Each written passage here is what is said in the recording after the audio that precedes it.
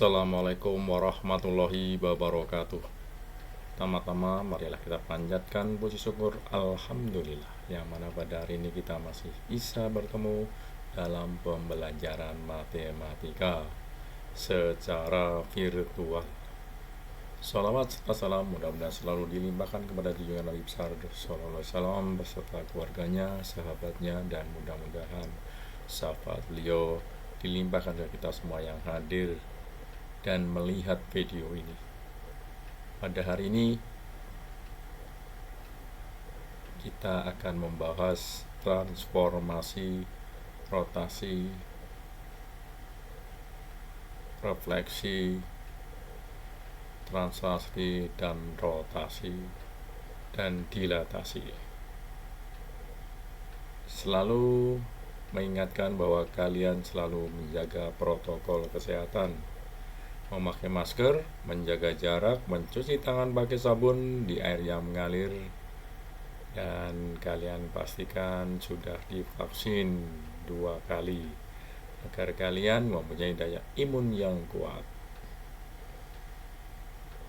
Pada hari ini kita akan membahas KD Pengetahuan 35, menjelaskan transformasi geometri, refleksi, translasi, rotasi, dan dilatasi yang dihubungkan dengan masalah kontekstual, menjelaskan transformasi geometri. Dan KD keterampilan 45, menyelesaikan masalah kontekstual yang berkaitan dengan transformasi geometri, refleksi, translasi, rotasi, dan dilatasi. Dan menyelesaikannya lah masalah dengan berkaitan dengan transformasi. Dalam belajar matematika, kalian tetap harus jujur, disiplin, dan bertanggung jawab. Karena dengan jujur, disiplin, dan bertanggung jawab, kalian akan membawa kebaikan di hari ini sampai hari akhir nanti. Macam-macam transformasi: 1. Refleksi atau pencerminan, dilatasi atau memperkecil atau memperbesar, perkecilan atau perbesaran. Translasi adalah perpindahan atau pergeseran. Rotasi adalah perputaran. Refleksi atau pencerminan, misalkan garis dari sebuah cermin AB dan objeknya di titik C, maka bayangannya di titik D dengan membuat garis yang saling tegak lurus, yaitu garis AB tegak lurus garis CD, sehingga titik C sebagai objek dan garis AB sebagai cermin dan titik D sebagai titik bayangan. Jadi diingatkan sekali lagi bahwa cermin AB tegak lurus dengan garis CD.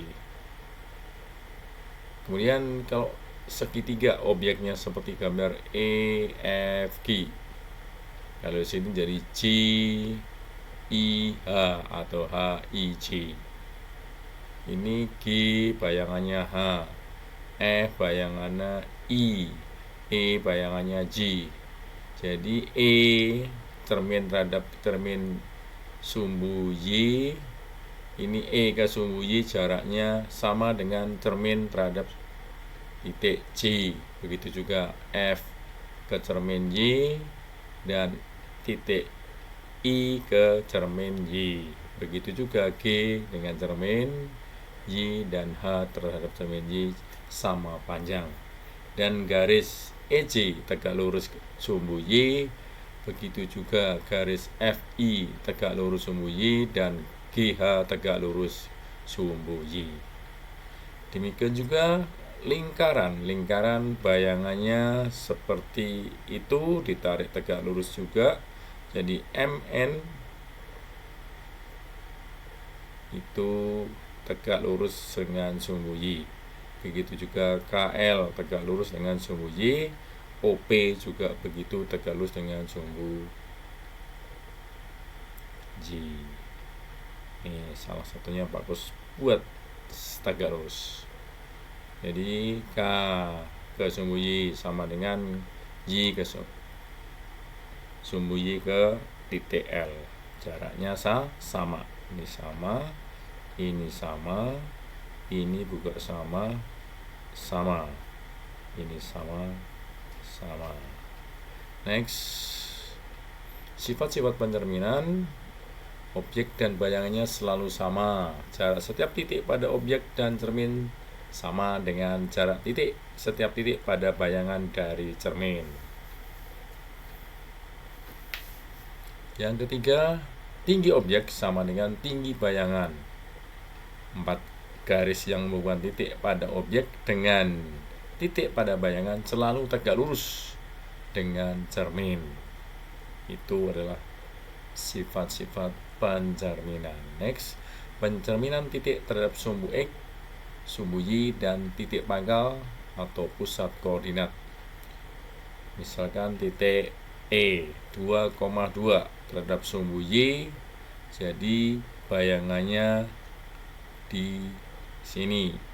Misalkan X absen, koordinatnya min 2 terhadap sumbu X, ya ini sumbu Y, jadi sumbu X di bawah, ini 2,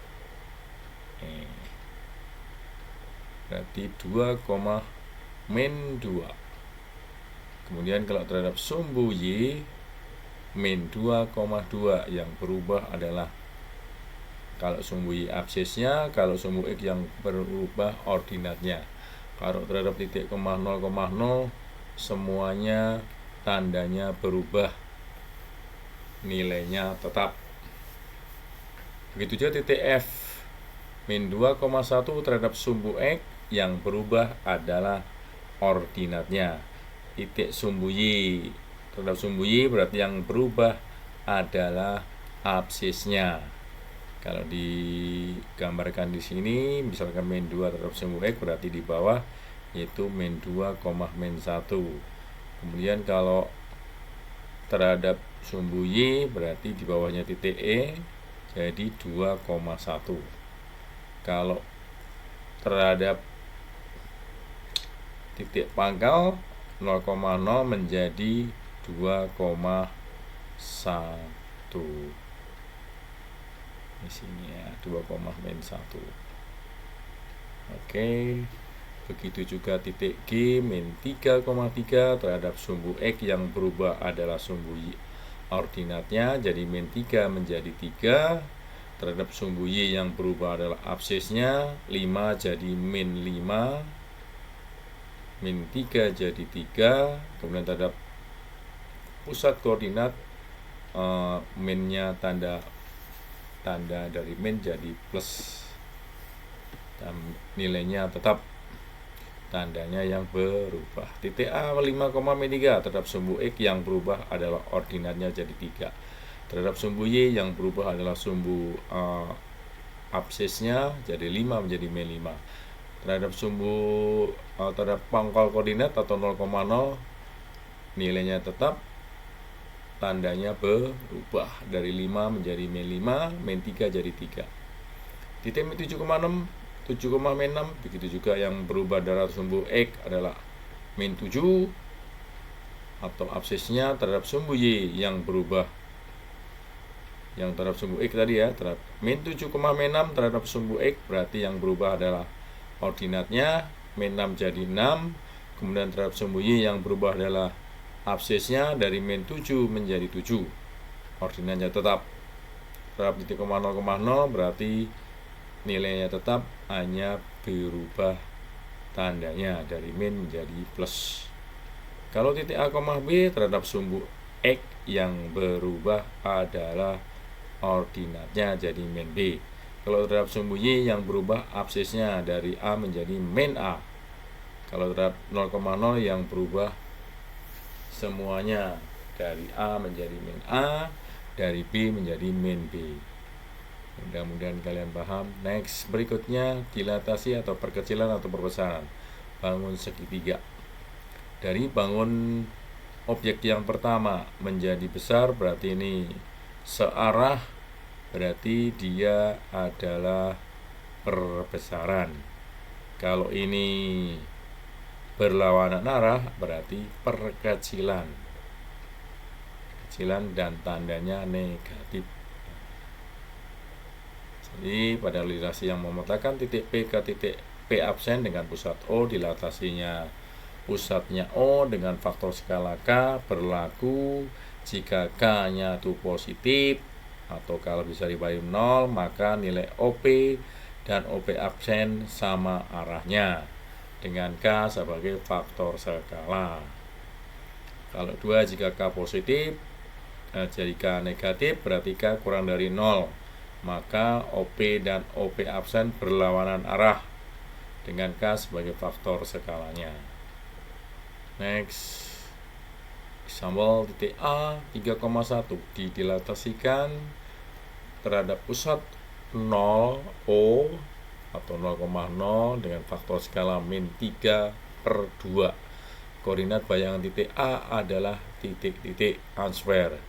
Jadi diketahui titik A 3,1 didilatasikan dengan pusat O dengan faktor skala min 1,5 atau min 3/2 adalah E aksen. Dan ini langsung dikalikan. Kalau dilatasi dikalikan, jadi min 1,5 kali 3 sama dengan min 9/2, karena ini 3/2, min 3/2, min 3 kali 3, min 9 kali 2, min 4,5. Kalau yang min 1,5 kali 1 tetap jadi min 3/2 atau min 1,5. Jadi koordinat bayangannya menjadi min 4,5, min 1,5. Next, titik 3,9 adalah bayangan yang didilatasikan oleh dengan pusat O dengan faktor skala K dari titik 4,-12. Nilai K adalah titik-titik. Nah, jadi K-nya yang dicari, nilai K. Jadi ini kalikan dengan 4,-12, bayangannya adalah 3,-9. 3 kali 4 sama dengan 3, jadi K sama dengan 3/4.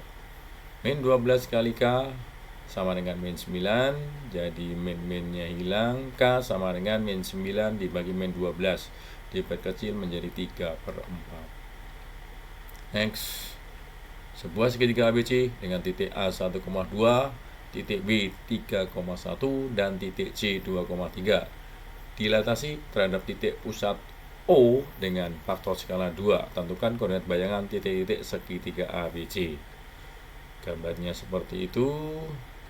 Jadi titik A 1,2, titik B 3,1, titik C 2,3. Faktor skalanya 2, berarti kalau 3 menjadi 6 dikalikan 2. 1 dikalikan 2 jadi 2, 6,2. Kemudian titik C 2 kalikan 2 jadi 4, 2 kali 4. Kemudian 3 kali 2 jadi 6. Titik A 1,2, 1 kali 2 2, 2 kali 2 4. Jadi koordinat bayangannya titik ABC adalah aksennya 2,4, titik B-nya 6,2 dan titik C-nya 4,6. Next, titik 3,6 merupakan bayangan titik 2,4 oleh dilatasi oleh dengan pusat O 0,0 dengan faktor skala K. Nilai K adalah titik-titik. Nah, ini dengan cara singkat. Jadi faktor skala berarti O X aksen yaitu 3, nih objek aksen 3, absisnya 3 dibagi OX titik awalnya, pusatnya O, berarti OX sebagai pembagi, OX aksen adalah yang dibagi, jadi 3 dibagi 2. Kalau pakai Y-nya, nilai absisnya, nilai ordinatnya berarti OY aksen dibagi OY, berarti 6 dibagi 4 sama dengan 3/2. Next, faktor skala. Jadi kalau perlawanan negatif, kalau searah positif menjadi perbesaran, kalau berlawanan adalah negatif. Oke, next. Sifat-sifat dilatasi yang pertama, objek dan bayangnya tidak selalu sama. Jarak setiap titik pada objek dan cermin tidak sama dengan jarak setiap titik pada bayangan dari cermin. Tinggi objek tidak sama dengan tinggi bayangan. Garis yang menghubungkan titik pada objek dengan titik pada bayangan tidak selalu tegak lurus dengan cermin. Next, berikutnya.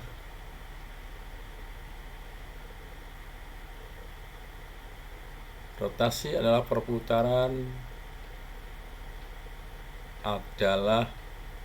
rotasi atau perputaran adalah transformasi yang memindahkan suatu titik ke titik lain dengan perputaran terhadap titik tetap tertentu, misalkan 0,0 atau titik yang tertentu, misalkan titik tetap ini disebut dengan pusat rotasi. Besarnya sudut dari bayangan benda terhadap posisi awal disebut dengan sudut rotasi. Suatu rotasi ditentukan oleh arah rotasi. Jika berlawanan arah dengan arah perputaran jarum jam, maka sudut putarnya adalah positif. Jika searah perputaran jarum jam, maka sudut putarnya adalah negatif. Pada rotasi, bangun awal selalu kongruen dengan bayangannya. Jadi ini pusat rotasi, sudut rotasinya, kemudian arah rotasi. Berarti ini kalau searah dengan jarum jam berarti negatif. Bangunnya selalu kongruen. Next.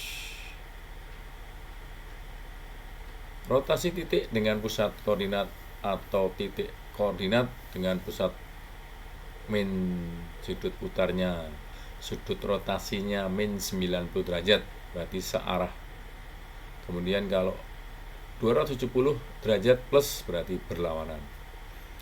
Titik C bayangannya C aksen, berarti ini C 6,4 min 90 berarti searah dengan jarum jam min dan jadi 4,6. Begitu juga titik D min 4,5 90 derajat menjadi min 5,4. Jadi dibalik dan tandanya dibalik nih ya, dibalik. Kalau dilihat seperti itu tergantung gambarnya. Nih, dibalik. Yang berubah adalah tandanya dari absis. Dibalik hanya tanda yang berubah adalah dari absis menjadi ordinat menjadi min 6,4 menjadi 4,6. Titik min 4,5 jadi min 5,4. Jadi A dan B pada titik P bertukar tempat, A menjadi min A berlawanan. Jadi titik P A, B dirotasikan dengan pusat min 90 atau 210 derajat dengan pusat O akan bayangannya menjadi B, min A. Jadi kalau ini 270 berarti dari sini nih ke sini ya, arahnya ke situ, kebalikannya itu yang positif, yang berlawanan dengan jarum jam. Begitu juga yang ini ya, kalau yang ini berarti ini min 90 searah dengan jarum jam, kemudian berlawanan dengan jarum jam menjadi 270 derajat. Oke, mudah-mudahan kalian paham. Next, berikutnya rotasi titik dengan pusat koordinat atau titik koordinat dengan pusat min 90 atau searah 210 atau berlawanan. Jadi titik A 1,1 dirotasikan dengan pusat O dengan pusat rotasi min 90 derajat diperoleh titik E 1, min 1. Kemudian titik B 5,1 dirotasikan dengan pusat O dengan sudut putar min 90 derajat, berarti searah jarum jam diperoleh 1, min 5. Ini titiknya di sini ya, titik B di sini, bayangannya di sini.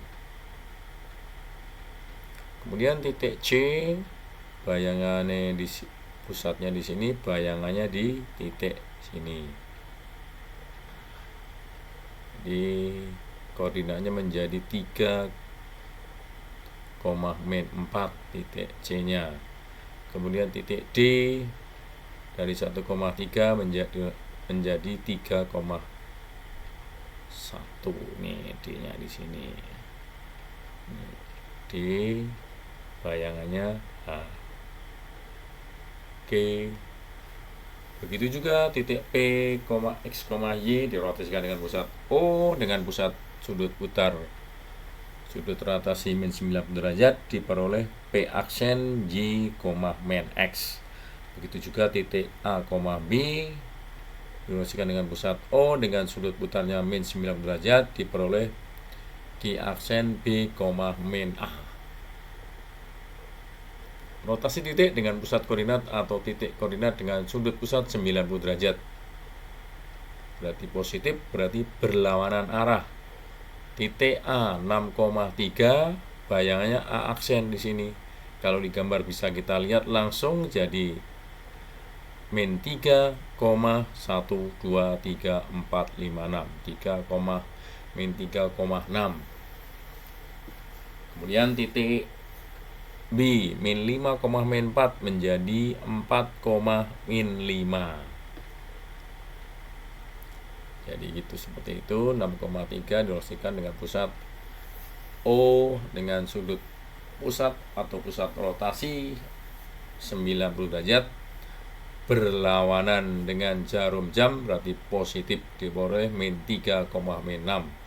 Titik B min 5, min 4 ini dirotasikan dengan pusat O dengan sudut pusat plus 90 derajat, berarti absisnya berubah dari ordinat menjadi absis dan absis menjadi ordinat. Nilainya tetap, yang berubah adalah dari Y menjadi X dan tandanya berubah. Next, rotasi titik dengan pusat koordinat atau titik koordinat dengan sudut putar 180 derajat, berarti berlawanan arah. Titik A 3,2 berarti di sini titik A, 32 dengan pusat O dengan sudut pusat 180 derajat, berarti arahnya ke sini. Nah, berlawanan ke arah positif menjadi min 3, min 2. Kemudian titik 7,4 ini 7,4 dengan pusat titik P 4,2 dengan sudut putar 180 derajat diperoleh menjadi 1,0. Ini ke sana ya arahnya. Jadi berlawanan dengan jarum jam. Positif. Oke, next. Diulang lagi, rotasi titik dengan pusat koordinat atau titik koordinat dengan sudut pusat 180 derajat. Nah, ini gambarnya bisa kita lihat bahwa sudut putarnya adalah 180 derajat dengan pusat rotasi pangkal koordinat. Titik M 5,3 bayangannya menjadi min 5,3. Berlawanan dengan jarum jam ya, karena positif. Kalau searah berarti dia menjadi negatif. Titik N 4, min 5 menjadi E absen min 4,5. Jadi titik A, B menjadi P absen, tandanya nilainya sama, hanya tandanya yang berubah. Jadi titik A, B pada titik P tidak bertukar tempat. A dan B menjadi berlawanan tanda. Oke, next. Rotasi titik dengan pusat koordinat atau titik pusat dengan sudut pusat 270 derajat. Berarti kalau ini plus berlawanan arah dengan jarum jam. Titik A min 3,5 3,5 min 3,6.